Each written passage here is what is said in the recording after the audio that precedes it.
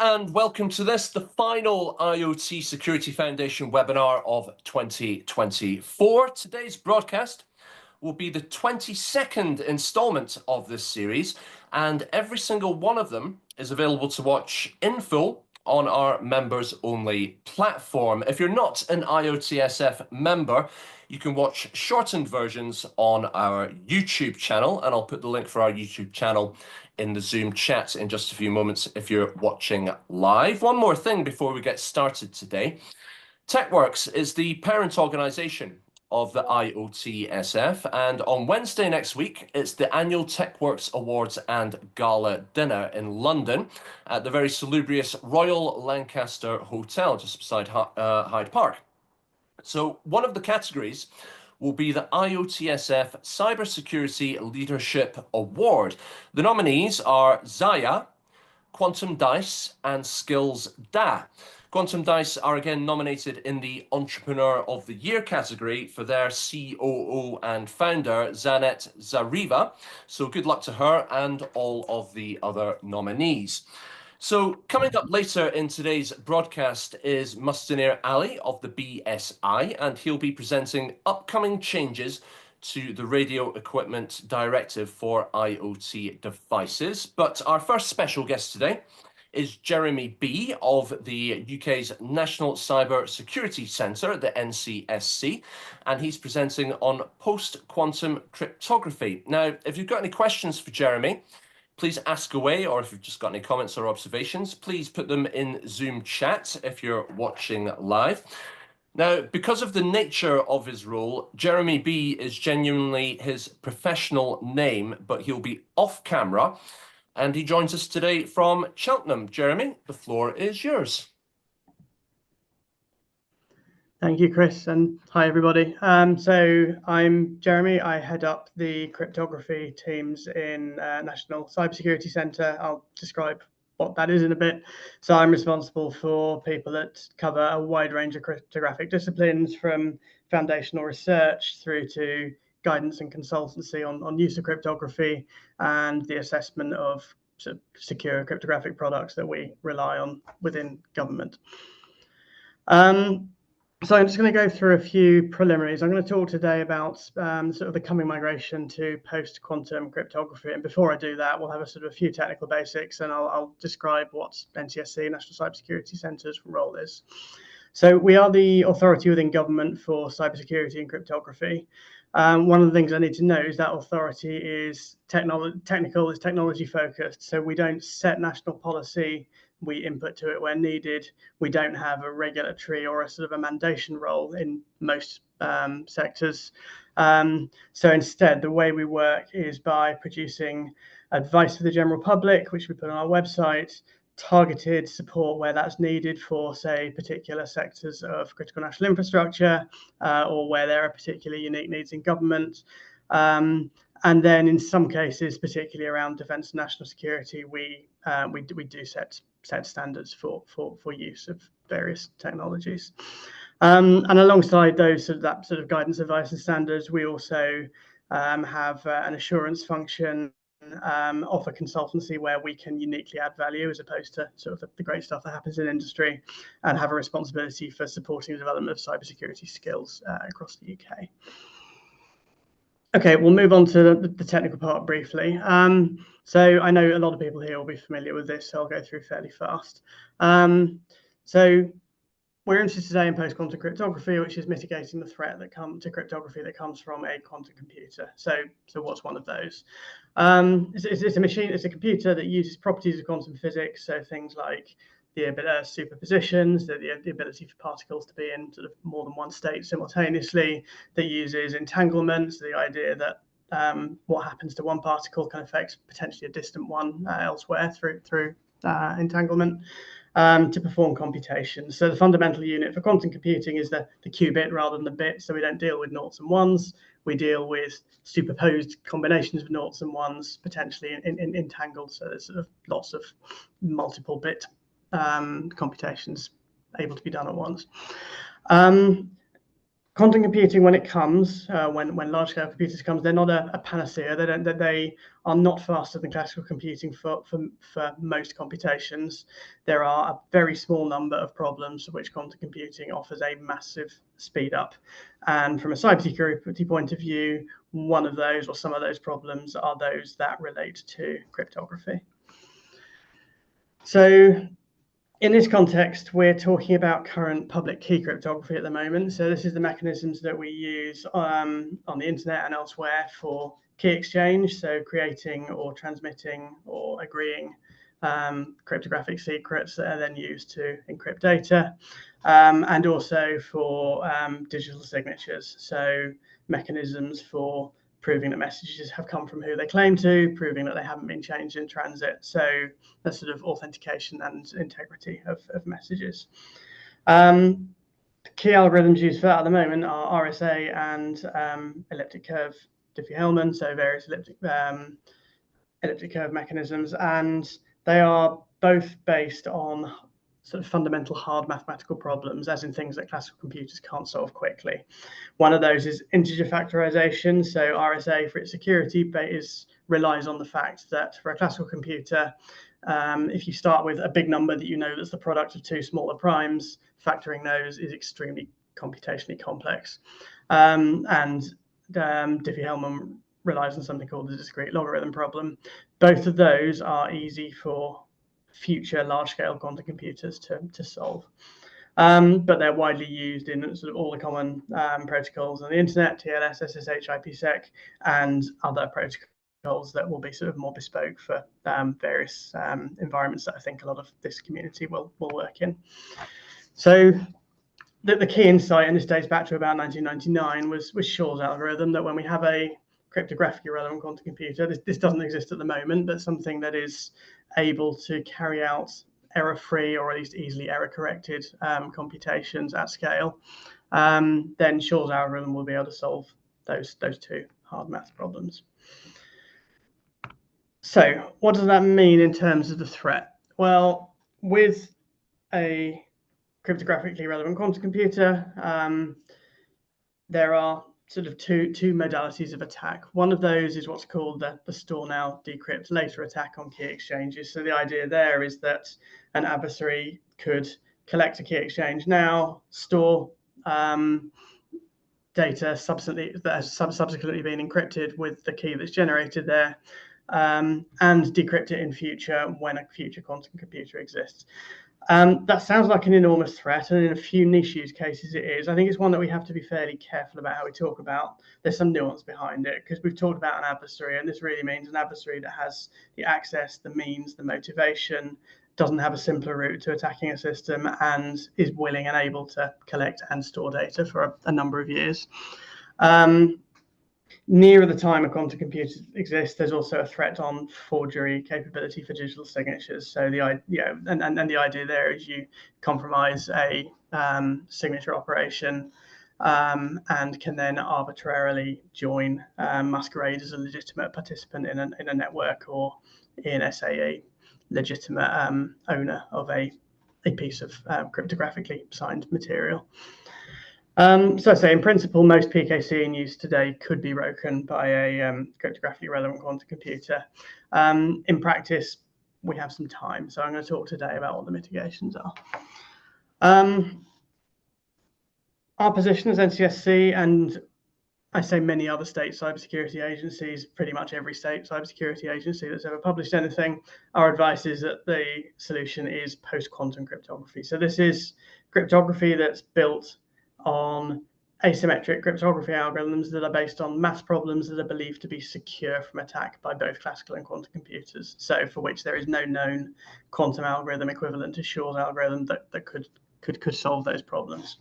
There's been a large-scale exercise over many years. Firstly, sort of mathematical research dating back to the early 2000s. In fact, some of it much earlier than that, and the standardization exercise since about 2016 that has culminated in new algorithm standards being standardized recently. Now, in an ideal world, what we would have is just a drop-in replacement for classical public key cryptography. In some cases, it's close to that, but not quite. There are different sort of power, size, runtime considerations on post-quantum algorithms, which we're going to call PQC from now on. That means that a lot of the protocols that use them need to be updated, and in some cases, rarer cases, there'll be a need for new hardware to run them. As I said, there are now standardized algorithms. So NIST, the US National Standards Body, ran a competition, or sorry, a process, not a competition, over the last 8 years to develop PQC algorithm standards.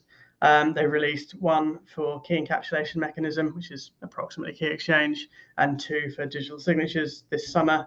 I won't go into the details, but they're based on problems around security of particular problems in integer lattices and particular difficulty of inverting hash functions. As well as those new standards, there have been a couple of other hash-based schemes that were standardized earlier.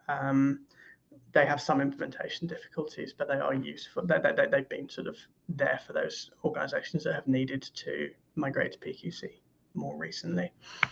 As well as the NIST work on algorithm standards, there's also been work in the IoTSF, which focuses more on protocols, on updating the most widely used security protocols. IoTSF moves a little bit slower than NIST does, but there are multiple drafts covering various mechanisms in the major existing protocols, listed 3 there, and a number of others.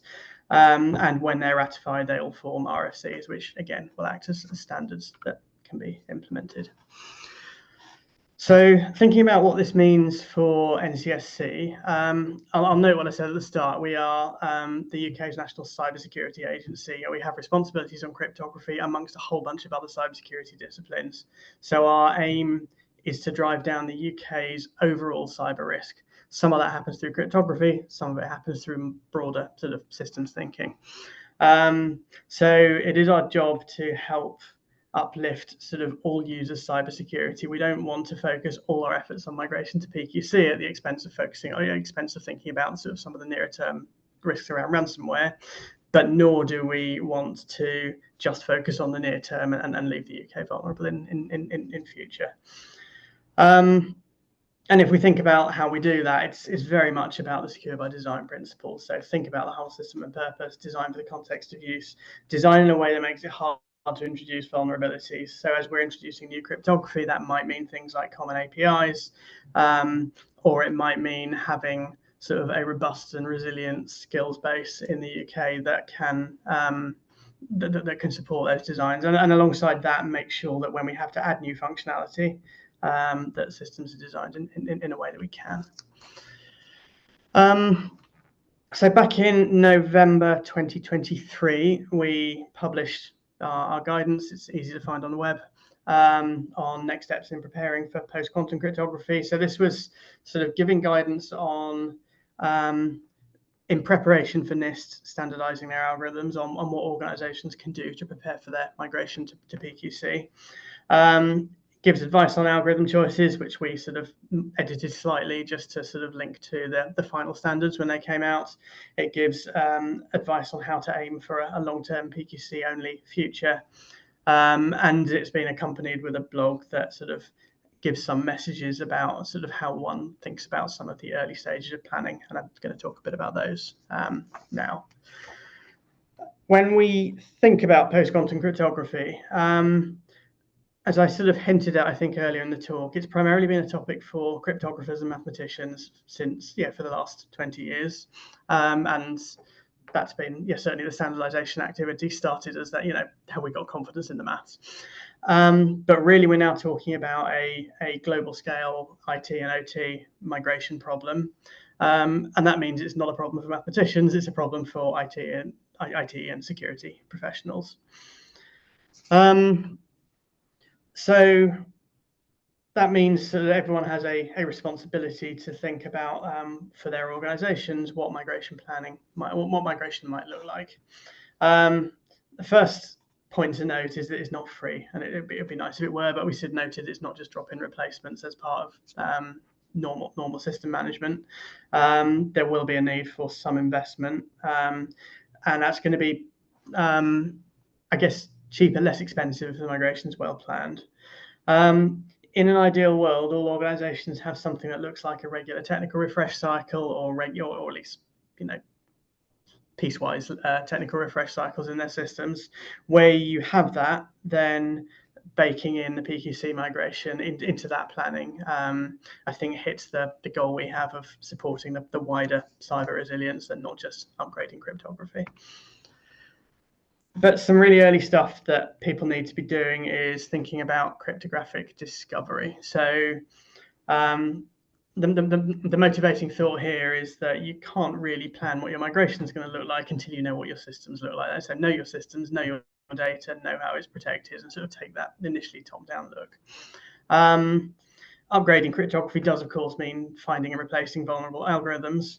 You can do that in a bottom-up way in a small organization. In a large one, I think that's extremely difficult, although there is definitely a role that various tools that companies are developing to help with that.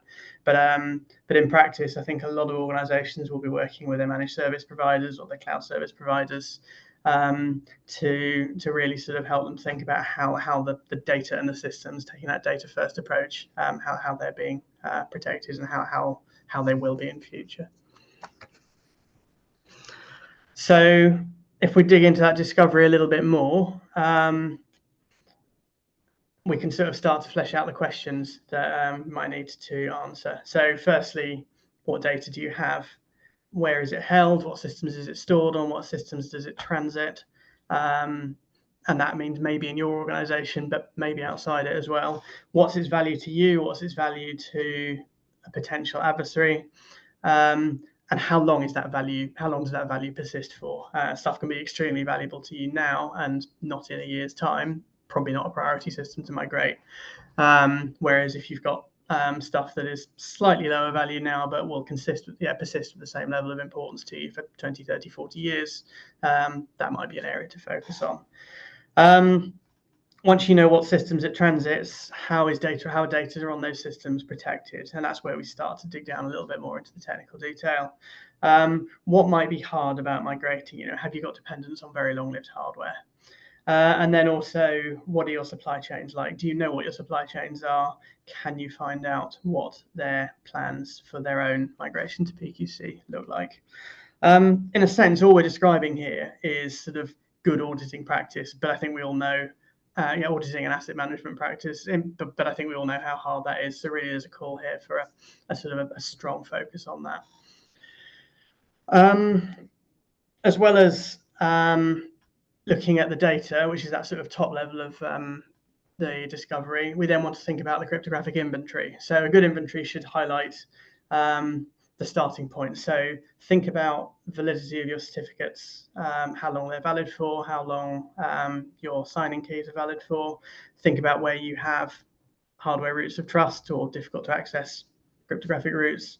Who has control over changing things? Do you know who they are? Do you know what policies you as an organization will have in place to upgrade your cryptography?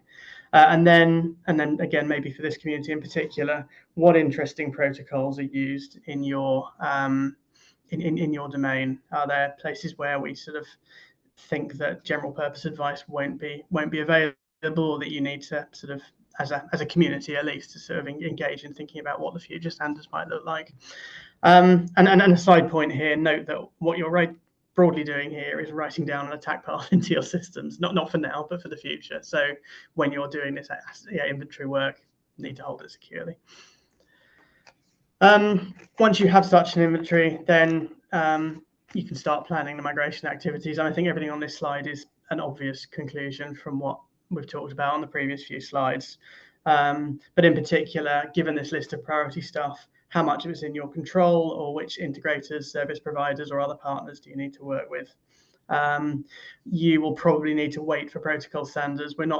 This isn't an appeal for everyone to migrate as fast as possible. It's to plan carefully so that when the time is right, when you've got the investment in place, and when the protocol standards and other things exist, that you can do so cleanly.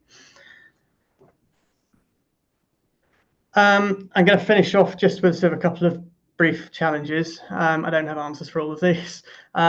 Firstly, budgets. We know that budgets are tight, and this is a costly multi-year change program. For some organisations, we're talking 10 to 15 years. I think the closer we can build stuff in as wider cybersecurity good practice, the easier it is to make the case for the sort of investment. If you already have good cybersecurity practice, your migration is going to be less expensive. If you don't, then this is another incentive to think about sort of building a much more resilient approach to cybersecurity. A few other challenges we have. There are some legacy protocols that won't be upgraded. We know older versions of TLS, for example, won't be. Now, in a sense, that's not a problem because there is a newer version. It is a problem in some sectors that where, for example, sort of more complex protocols that include TLS 1.2 at its core, we know they won't be updated.